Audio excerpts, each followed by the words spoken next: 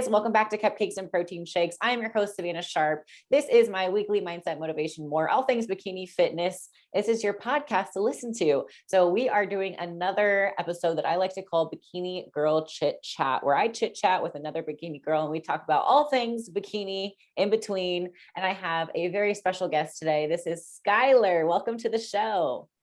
Hi, thank you for having me. Yeah, thanks for coming on. So I really wanted to use this episode to talk about a couple things that are going on in the industry, talk about posing and your journey as well. So how are you doing? What's going on in your life? I know that you're really busy right now. I've seen you and on your page just involved in the bikini world a lot. So what's going on in your area? Oh God, what isn't going on? Along with the planning our the TSG events, our 2 shows this year. We are also doing the production for many shows in the local area. For one, April 17th coming up is the Max Muzzle show. So we're doing the production for that. And we're also helping out Luis Santa and Tony Robertson. Yeah, both of them are having a show coming up later in the year that we're planning and doing all these things for. So it's just crazy busy. And then all of the posing seminars that are popping up that we're helping out with, and posing clients, and heading up to Pittsburgh doing interviews with JM. It's just been crazy. I know I've seen all of your interviews and that you're super busy and doing all these things. So how did you get into becoming a promoter? Oh God. So it's kind of funny, like Jason. I'm very blessed, and Jason comes to literally every single show with me. So it doesn't matter if it's all the way in California, like that man is there with me. And one day we were just talking about, well, if you were a promoter, like what things would you change? And I was like, well, as like an athlete, like these would be things that like I would want to do differently to make, for me, in my opinion, to make the experience better for the competitors. And then he was like, well, why don't we just do it? And I was like, you want to promote a show? And he was like, yeah, why not? I was like, okay, yeah, let's talk to Gary and see what we can do. So we were having a USAPL meet because we also do powerlifting. So we had a smaller scale a few years ago, but still like all the crazy lights, the trusses, all that stuff. And we asked Gary to come out because he was doing a posing seminar up the road. And we asked him to come out, just check out what, kind of what we have to offer. And he really loved it. And he was like, okay, well, let's partner up and we'll give you one show. And then it just kind of grew from there. That's so exciting. So how are your shows going to be different from a different promoter? So what have you done specifically? Like what can the athletes expect if they're going to do your show? Definitely like a crazy atmosphere, not crazy. Like, oh God, this is like stressful, but like a crazy, like think of like WWE, but a smaller scale. We really make sure that the athletes are having the full experience. I think we were one of the first promoters, to my knowledge, to have microwaves backstage.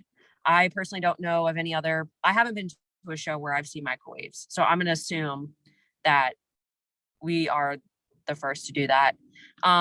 And just like what we do for the competitors, I wanted everyone to feel special. We set up a carb bar. So let's say you forgot your carbs because, we all have prep brain. And of course, the most important day, you forget something. So we had different types of carbs set up, different types of sugars, different types of pump up things for the competitors. We had these giant crowns for the ladies. I got tiaras for all the NPC ladies so they could wear it at finals because, just strut your stuff, feel like a queen. So, and then we also had these amazing goodie bags with different types of gifts donated from all of our incredible sponsors. So I think we just really try and make sure that the athletes feel special and they feel like it's an amazing show, that, they're the stars. They're the ones that are rocking out. And so I think that's what we do different. I love that. What does a typical day in your life or week look like? What are you doing on a day-to-day basis for all of these different things you got going on? Jesus. It kind of varies to what's what is going on, but day to day, I would wake up at 6 a.m., knock out fasted cardio, head to either the shop gym Ashburn or the shop gym Manassas, just depending on where I need to be that day. I help the staff clean the whole entire gym in the morning, and then all of us will get together and knock out whatever needs to be done as far as like media, production, all of that stuff. I go to work out, come back, help the gym clean, and then do more production stuff, more talking about how can we promote, how can we grow, how can we improve what we're doing. And then by the time I get home, it's probably like,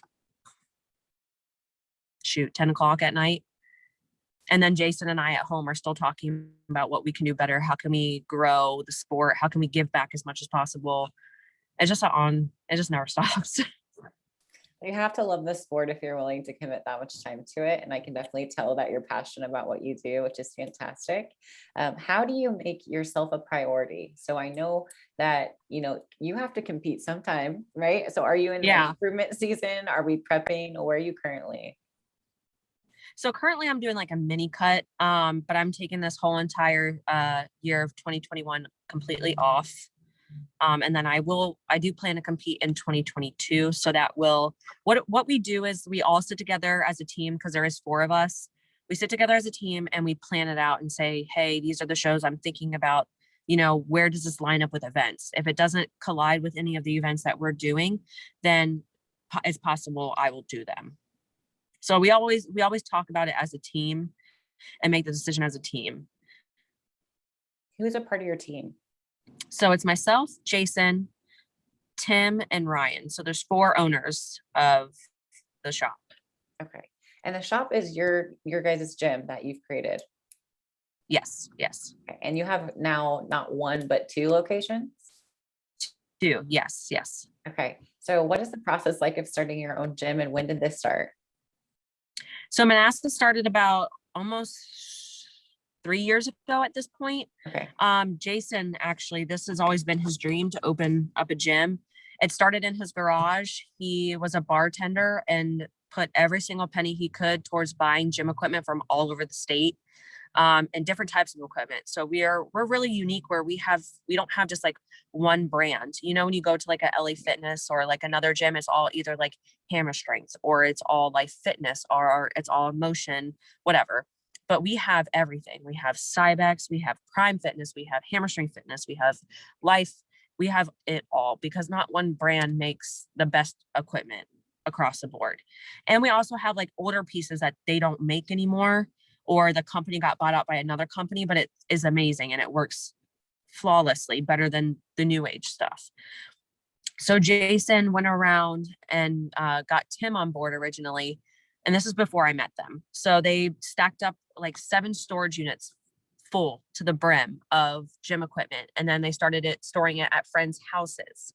So they just racked up a whole bunch of gym equipment. And then I met Jason a few months later, and we talked, and like we kind of connected on the fitness level, because I was a competitor, he worked out. And then it just kind of evolved. We started looking at, warehouses specifically, like an empty shell. And we didn't really find anything that fit the ideal of what we were going for until we came across Manassas, where we're at now. And it was like the perfect empty shell that we have dreamed of. And it kind of just grew from there. It's crazy. I knew it was going to be like, I knew the gym was going to be very successful. I just didn't know it was going to blow up this fast. And I didn't know we were going to have a second one as fast as we did. Yeah. Is there going to be more locations in your future? Yes. Okay. Yes, we want a third. I don't know how far in the future it will be or where it will be. We played around with the thoughts of different states, but we don't know. We definitely want a third one though. Yeah. I just literally am just in awe of how much that you're able to juggle and still like maintain your goals, which is amazing. So back to this year, so you're taking this year off. What was your feedback from your last show? Just to grow. I just need them. I need density. I've never given myself a full season. I think the longest I've had off is like maybe like 5-6 months, just because I am a psycho and I love prep. I'm the same way too. I love it. I don't know why. It's like, miserable kind of, but it's just like that grind, Yeah. Like I can't stand not being in prep. But where I want to go within the sport and how the expectations I expect for myself and the level I want to be at, I need to give my body that time to grow. And I've been so hard-headed in the past where I'm like, no, I don't need a full year off. No, I can do a couple months and then just go back at it. It's not realistic, like I'm like, oh, well, if I give, I, I gave myself the lockdown was how many months? I don't know. It felt like an eternity, but it was from March through, I don't know. There's people are still in lockdown now. So it was at least 5 to 6 months before shows started happening again. Yeah. So I gave myself enough at that time. I competed in 2 shows in 2020. And I was like, well, I could only imagine how much my body would progress if I took a whole year off. And I was like, we have shows coming up. I'm a maid of honor at a wedding, and the last thing I want to do is go to a bachelorette party where I have to eat out of baggies and not be able to enjoy, you know what I mean? I would enjoy it, but not the way I would want to. Mm-hmm. And thinking about it and all the things that are happening this year, it would not be a successful prep. It'd be too much stress. Something would have to suffer. And I was like, there's too many variables. I just need to let my body grow. Right. So how do competitors know it's time to take a break? Like, what are the signs or feedback that, like it's time to go into an improvement season? I feel like if you keep getting the feedback that, a certain muscle is too small, like let's say that you constantly are getting the feedback that your glutes are too small, or your shoulders are too small. I mean, how are you going to grow them if you're in a constant deficit? You know what I'm saying? So if you're constantly going to these shows and that's the same feedback that you're getting, you need to take that time off and build those areas that these judges are telling you that are too small. Yeah, I agree with that too. So I want to talk about your relationship with your coach. So how does your improvement season look as far as, are you still checking in? What's your diet look like? How are you balancing in the improvement season? Yes, I check in with Kim every week. Okay. Every week I check in. I treat off season the same as I do prep. I stick to a meal plan. I do have one free meal a week or one refeed a week. But I take it just as seriously. Now that I'm in a mini cut, obviously my calories are a little bit lower, but this off season I got up to pretty high, like 2,100. That's the highest I've ever gotten. Whoa. Okay. Yeah, because I also, before I was with Kim, I went through a lot of mishaps with other coaches that totally destroyed my metabolism. Mm-hmm. So we're slowly working it up and for me to be able to handle more food. But it got to the point where there was a cutoff for my body. It was like, like you may be hungry, but I don't need this. Yeah. What kind of mishaps did you have with a different coach? Just, the typical like cookie cutter plans, doing 3 hours of cardio, being in a severe like caloric deficit and like less than 1,000 calories type thing. Mm-hmm. No reverse dieting plan, nothing like that. At the time, did you know that something was off? I felt like something was off, but like I didn't have enough knowledge. Does that make, like I didn't know because I never experienced what like the level of coaching that Kim is at or the amount of knowledge that he's at. Mm-hmm. And then after I went with him, I was like, wow, like my body was destroyed. Right. And I was like, it's crazy. Like, how could I never know like what a reverse diet is? How could I never know that? Mm-hmm. So when I got with Kim, I was like, holy crap, like this is what I should have been doing a while ago. Yeah. When did you start coaching or with him? The year I turned pro was 2018. So that's what, 3 years now? Yes. Okay. So what is your goal ultimately in this sport for your pro career? I have many. So I mean, obviously, like Olympia would be my goal, but like I want to be known as one of the top bikini competitors in the world, not only for obviously kicking ass in shows and like doing well, but I want to inspire women to, you know, if you want to go after something, go after it. You know, I had when I started competing, I had so many people telling me I was never going to go pro. You're never going to be successful. You're never going to be this. You're not going to do well. Like, why are you doing that? I had so many people against me. And this sport has taught me so much and it's made me grow so much as a person. And I mean, what opportunities and blessings I've gotten from this sport, words cannot describe. So the ultimate goal would be to and just inspire women along the way that they can do anything that they put their mind to. And it doesn't matter how many people are trying to put them down for it. They can just give the big middle finger and just keep on going with what you're doing. So what do you want to say to those haters? What do you want to tell them right now? If you could look them in the eye, what would you tell them? I told you so. Yep. I told you I was gonna do it. I think a lot of people are scared. Like we live in this society right now and social media and the comparison game. And, a lot of times, like people are projecting their own insecurities on your physique because, Yeah. as bikini competitors, we're putting ourselves out there, we're posting check-ins, we're posting. The typical person doesn't understand. It's not coming from, oh, I want someone to look at me and I'm so sexy. It's no, I'm so proud of this physique that I've built. I want to inspire people. That's where we're coming from. And other people that maybe are insecure with themselves might come out and start attacking bikini competitors. But it seems like you have definitely shut them down, and I'm excited to see you even keeping to the top of the bikini world and to Olympia and beyond. So when you said where you were growing up, you had some issues with like body image. Where did that Mhm. come from?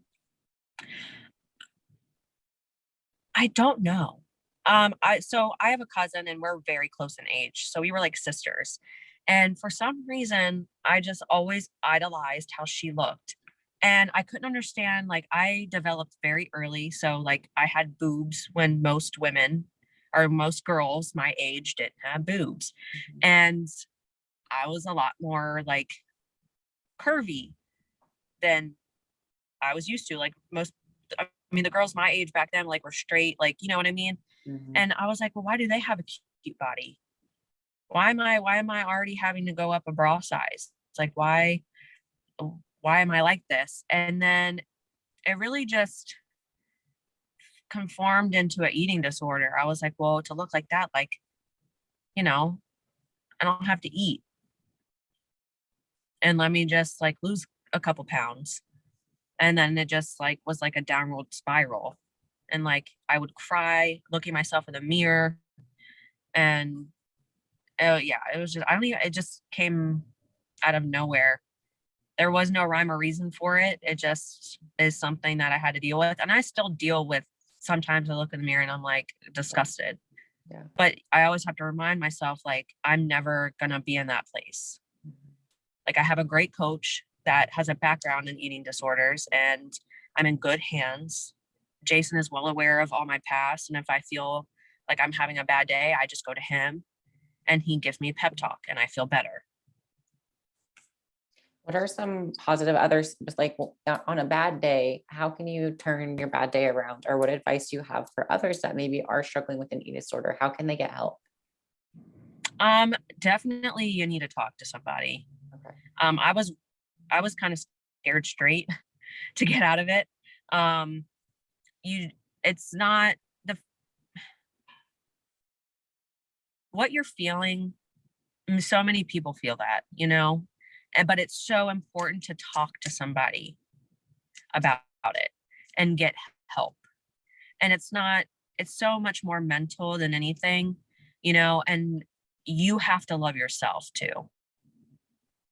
You can't just, you know, go to someone and, you know, talk to them, but you have to learn how to love yourself. And that's a big thing. So if you got to leave sticky notes on the mirror saying you're beautiful, or look at yourself butt ass naked and say, you know what, you're beautiful. then that's what you have to do.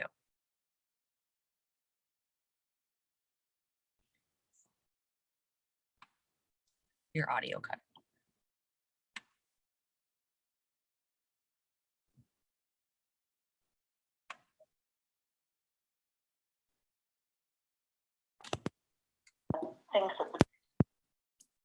Can you hear it? Yeah. Okay. So who is your idols? In the sport or just in general? In general, who do you look up to? Oh God. I'm trying to think of like non-bodybuilding people, but I really can't. So I'm just gonna go with like people in the sport. I definitely look up to Angelica. Yeah, for sure. I look up to Laura Lee and Janet are all my top inspirations. And then for your, I think I remember some, I don't know if the users are listening to this, but you helped me with my posing. You helped me so much. And you helped me mostly with like picking out like hair and makeup, because I didn't want to mess up. And I've seen you in all sorts of different colors of suits and all sorts of different makeup looks. So what are some of that trial and errors? What looks do you love? What looks do you not love? And then how do you decide like your stage look, finding your look? How do you find your look? I mean, I definitely experimented, because like once I won my pro card, I was like, I mean, I liked how I looked on stage. I was like, but I can do better. You know what I mean? I was like, something just doesn't stand out to me about like how I looked, like with my hair, my suit. So then I started experimenting. I tried different suit colors.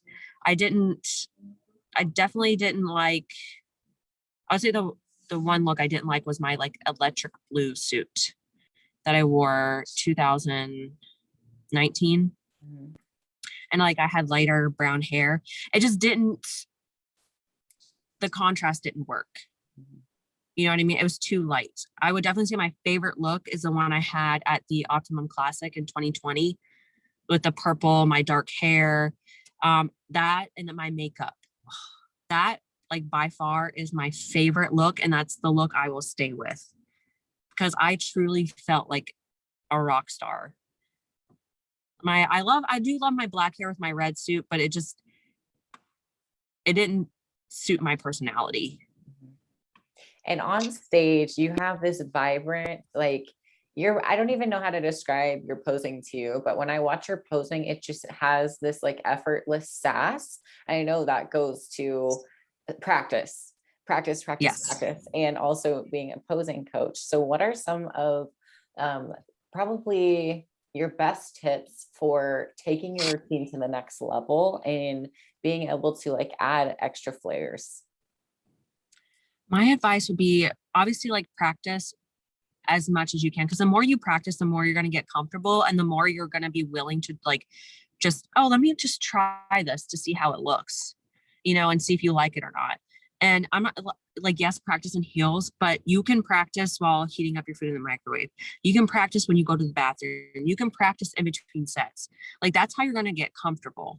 And, the one thing I cannot, and I wish I cannot make someone do is put their personality in their routine. Right. So like, I really try to like, whoever I work with, I really try to be like, you know what, like, I want you to give me your all. Give me your all in like your personality. I want to see it in your routine. And they'll be like, well, I'm scared. I'm nervous. I'm like, okay, so what are you going to do on stage then? Like, you have to just bring it. Who cares? Right. Over exaggerate your arms just to get comfortable doing it. Yeah. And then you'll tone it down. But then you'll start to see like, they'll start to bring their sass out slower and slower and slower. And then one day they're just like, F it. And they just like put their whole personality into it. And you're like, yes, like that's what I've been asking you to do. Yes. And then they're so happy and they feel great and they feel sexy. And then it just is an uphill from there. Yeah. I agree. Like practice is where it comes out, and what goes through your head or what are you telling yourself on stage? Like, what is that thought process to get you in this like mode on stage? I'm definitely like one of the ones that dance before we go on. Okay. So like whatever's playing, like I'm just like bouncing and like dancing and like getting excited. But like what goes through my head? Well, first off, don't fall. And then secondly, like just have fun. Like obviously I'm there to win. Um, when you go around and you do all these shows, you make so many friends. But when I'm on that stage, I'm out for blood, you know. Right. I will be so happy for my friends when they place better than me or when they win. I'm a very good sport, but like when I get on that stage, like I'm coming for that first place spot. Whether or not I get it, I don't expect anything, but that's what goes through my head. I step on that stage because I want to win and I want to have fun. And I think that's what I show in my routine.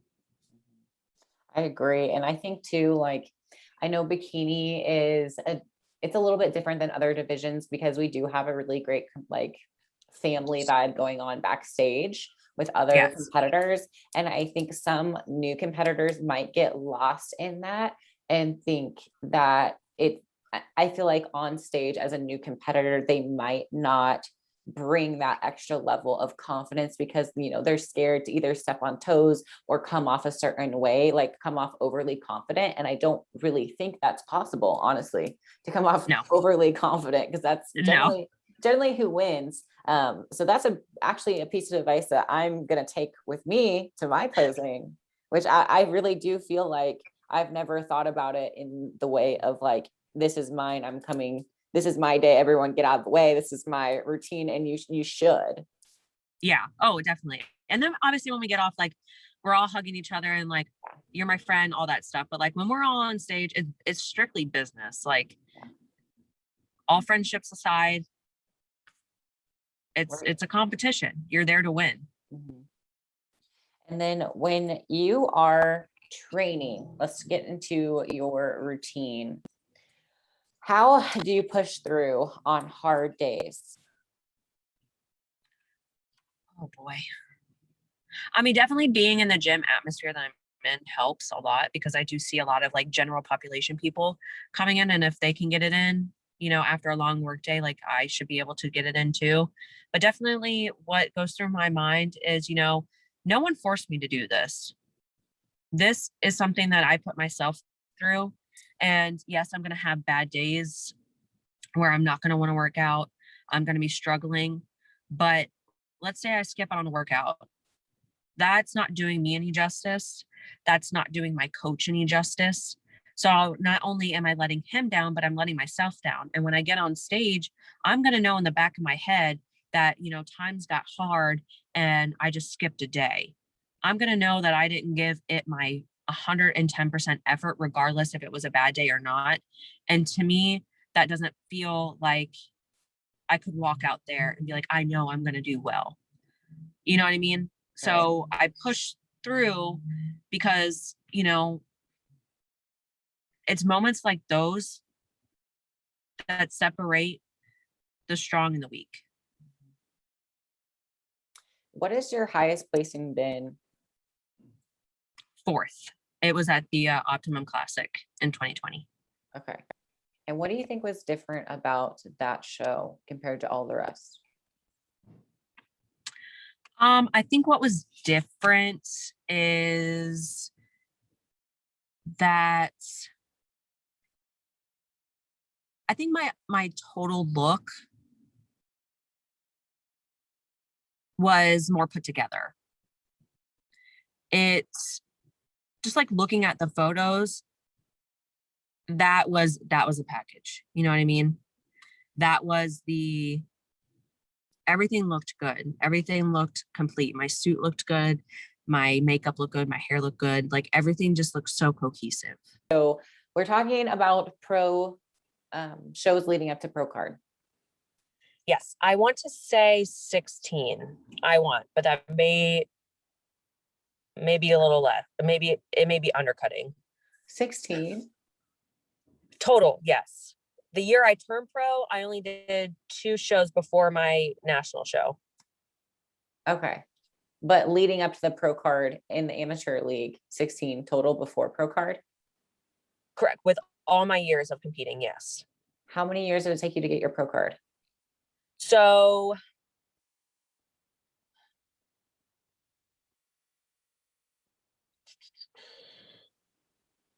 4, 5, Okay. around there. That's a lot of shows. I'm honestly shocked by that. Yeah. Were you just missing it like every time? No, I wanted to have that like overall win. Yeah. Before I did try to go to back then when it was Team U. I did not do well there at all. And then when I joined with Kim, we went to juniors and that year of 2018, and I won overall at juniors. What was that moment like for you? I don't even know how to describe that. I just kept saying, holy shit. I could not believe it. Like, I really couldn't. I did not believe it. Yeah. Like, oh God, that moment. Like, it took everything in my power not to cry. Yeah.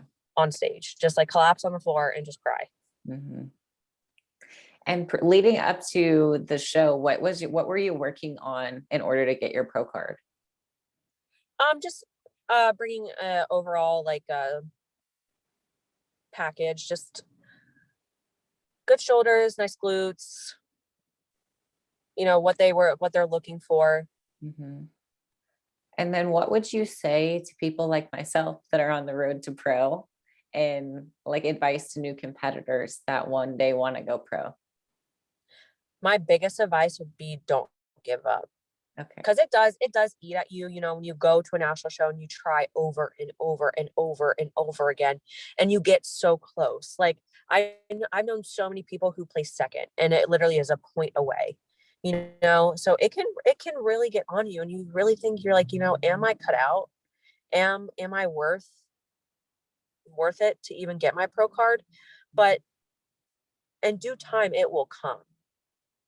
You know, there is no expected time limit to turn pro. You know what I mean? Some people go after this for more than 5 years and then they finally get it. Some people, they do one show and then they go to a national show and then they win. You know what I mean? It's just the pick of the person. And so that's my biggest advice. Just don't ever give up. Just still keep chasing it as hard as you can. Mm-hmm. I like that a lot. That's kind of where I've been out lately, because I'm so excited. I'm like, oh, I'm on my journey, but it's hard because I'm like, well, I don't know if I can be good enough because I've never, been good enough. So like each time my physique like evolves and I like feel like I level up or I learn something, but like, so you're getting closer to the finish line, but at the same time, it feels like the finish line keeps moving like 100 yards back. And Yes. also the sport is evolving itself. So I know from last 2020, we had our champion as Issa, and now 2021 season, it will be Janet. So the physique itself it's not necessarily changing. It's always with overall balance and symmetry. But I think now posing is it's always been a game changer, but it's more important this year than ever before to bring a total package and not just a physique and a few little, hair flips. Okay. So just back into what we were talking about is further like this season, it's changed, like the division keeps evolving. And how do you think this year is going to evolve for 2021? What do you think we're going to see this year? I mean, definitely Janet set the standard. So I think that's what they're going to go. That's the look that they're going for, especially with wellness coming out, which I think is awesome, because it gives those girls that didn't fit in bikini, but didn't fit in figure, like a chance, you know what I mean? So I know they definitely wanted to differentiate between wellness and bikini. So I definitely see, them looking for how Janet looks. Right. She is the total package. Mm-hmm. And then with wellness competitors, do you do posing for wellness too? I do not know. Okay. And then I think a last couple of things that I want to get before we kind of get to our time is just overall, like in this sport, how I guess just advice for if someone wants to start a fitness journey or wants to get into the bodybuilding world, what do they need to know before they do that? I say the first thing is to get with a coach. That is the number one person, because that is your guide through the entire process. And, talk to people. It's okay to, talk to past teammates, current teammates of coaches that you're interested in to get, their feedback about how did the coaching experience go for you? I wanted to be with Kim since I started, but I just couldn't afford it.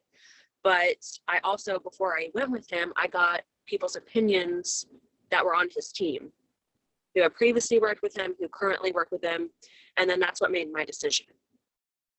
And I also had set up most coaches can do a consultation with you. I know Kim does free consultations. So that was also really reassuring when I got to talk to them on the phone and hear, what they think I need to improve on, what I could do better with my physique, and how they do their training, how they do their nutrition, supplementation, all of that.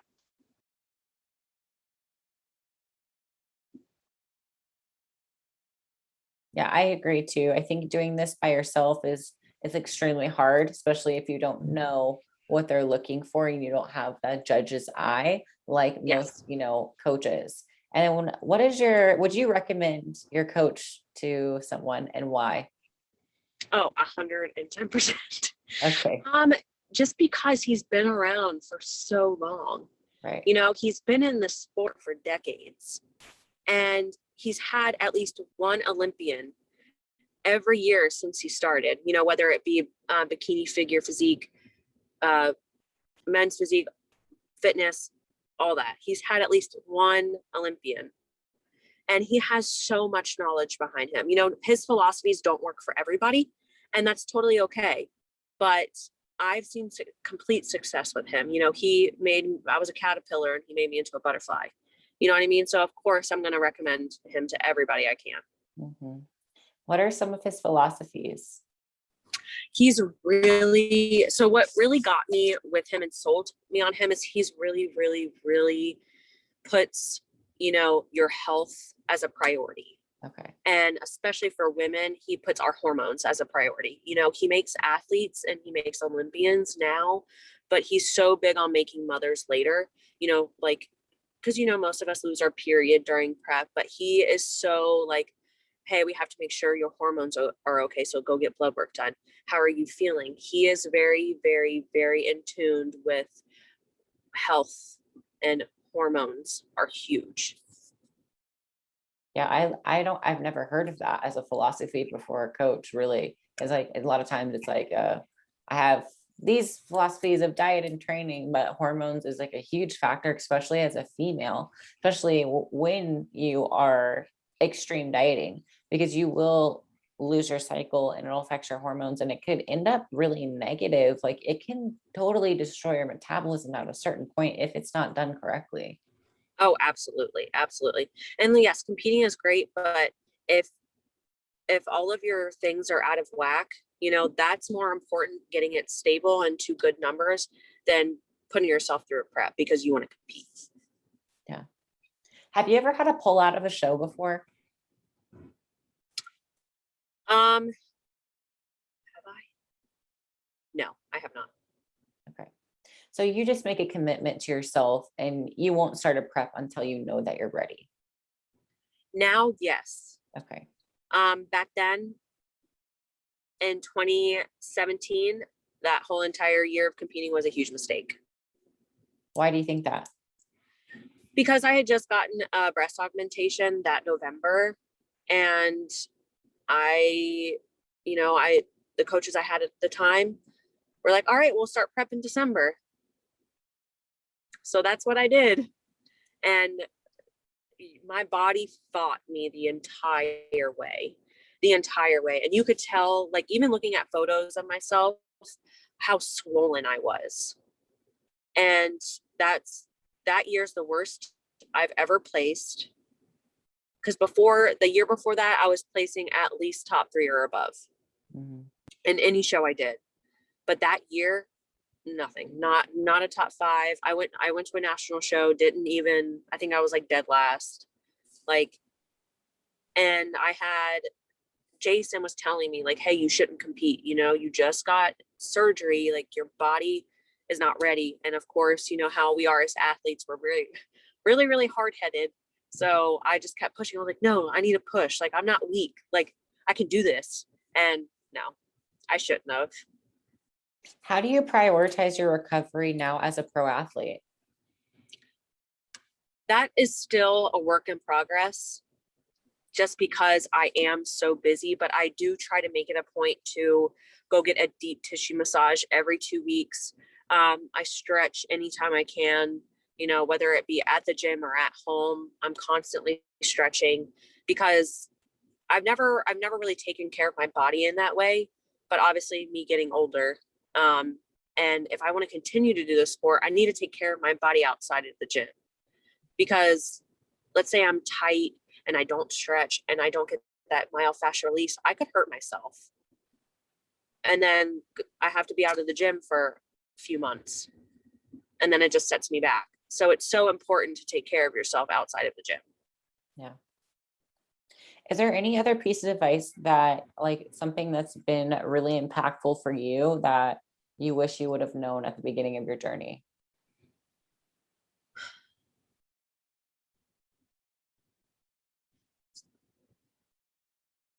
One piece of advice I could give that really impacted me is, I think people put so much pressure on themselves at shows. You know, I have to win.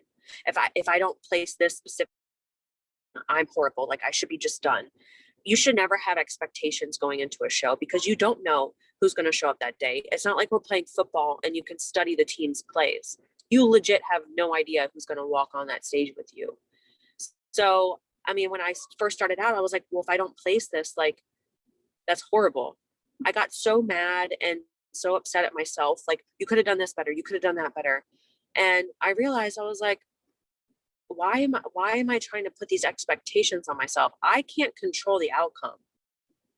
I can't control whether, you know, I can look better than so-and-so or this person. I can only control bringing the best package that I possibly can bringing the best spirit I can possibly bring on stage. And if I don't do well, I don't do well. But you know what? I beat the package I had last time on stage, and that's all that matters. Yeah, I agree. I think it's more of a maturity thing in the sport, because I feel like I took it personal. I feel like I took my placing and was like, judges hate me, they hate my physique, I'll never be a pro. And it was like, no, that's not it. It's just that day there was better people there, and that was it. It was just move on, just keep going. Because as a subjective sport, it's okay, well, it's apples today, oranges tomorrow. So maybe you weren't what they were looking for today, and then maybe tomorrow. Exactly. I mean, you just never know. So I think that's amazing. I think that's for the most part what I wanted to cover. I think we had some really good insight. I appreciate you being super open and honest throughout your journey over the years. And one thing that it's really like the most hard question ever: do you prefer cupcakes or protein shakes? What kind of cupcakes? I Just don't know. Any. Definitely a cupcake, because I don't like protein shakes. Well, you don't like protein shakes? No, they kill my stomach. Oh, okay. I much rather get like nutrients from like Whole Foods. Yeah. Like, I much rather have like an actual meal than like a protein shake, because I get so hungry after. Yeah, I agree I'm with like, that. I didn't have anything. So I feel like a cupcake would be so much more satisfying, Mhm. you know, Are especially you, like a carrot cake cupcake. oh, are you a post-show treats person, or do you care about that anymore? I mean, yeah, Yeah, all of us girls exchange treats. Like I'll bring my cookies, my competitor cookies. I'll split it up between the group, and then somebody else will have like chocolates. So we'll do like a little like treat exchange. Yeah. Obviously it was a little harder to do that with COVID, Yeah. but I have to have something, you know, after. What's your go-to snack or something after? Well, first is water. Okay. And like the first thing I crave getting off stage is just a plain rice cake and peanut butter.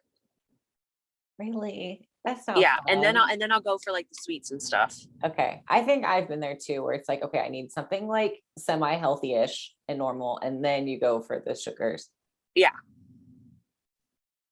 All right. Well, thank you so much for spending time with us. I had an amazing time, and I'm going to actually this was a beneficial episode.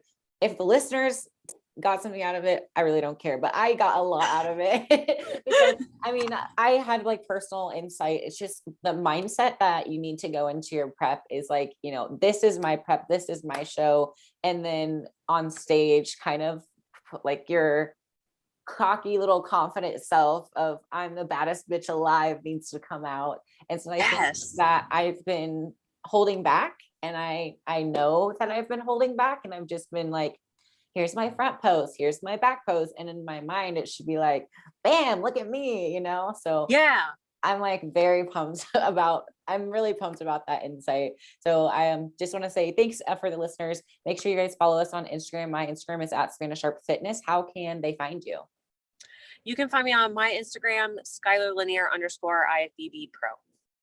Okay. And then if they want to work with you for posing, just DM me on Instagram. That's probably the quickest way to get to me. Okay. Well, I'm excited. I'm really excited to see what you guys can do with your physique for this next year. I know that like you're going to bring an insane package to 2022. So hopefully we'll see you on the Olympia stage in 2022. I hope so. It's coming. It's coming. I feel it. It's coming. I feel it. I feel it. All right. Well, you're such a great ambassador for this sport, and thank you for everything that you do for us. All right. I'm going to let you go. You're welcome. And I hope you have an amazing day. Hi guys, this is Savannah. This is a follow-up after the episode. I hope you guys enjoyed that episode as much as I did. I had such an amazing time with Skylar, and I literally felt like I just had an awakening moment for how I'm going to pose on stage. So I hope you had that moment as well.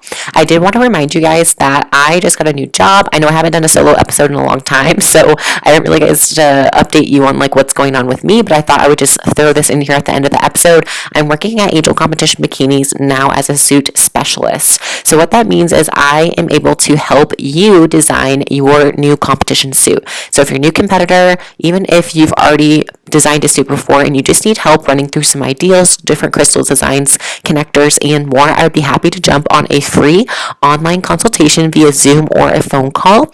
I'll leave that in the description box below. I will also leave all of my discount codes. So Angel Competition Bikinis, my discount code is Savannah S, that is SAVANAS, and you guys will get 10% off your orders if you use my discount codes for any Angel Competition Bikinis purchases. I have a bunch of other discount codes for the Shoe Fairy, for Cutler Nutrition, for Steel Fit, for Lion's Choice, for a bunch of other things that are all going to be linked in that description box. So I just want to say I love you guys so much, and if you're listening to this episode, don't forget to like, share, subscribe, rate, and review. Those are things that's going to definitely help me grow my podcast. So I hope you guys have an amazing rest of your week, and just know that I love you so much, and I can't wait to do a solo episode because I feel like there's so much to update you guys on, and thanks for listening. Bye guys.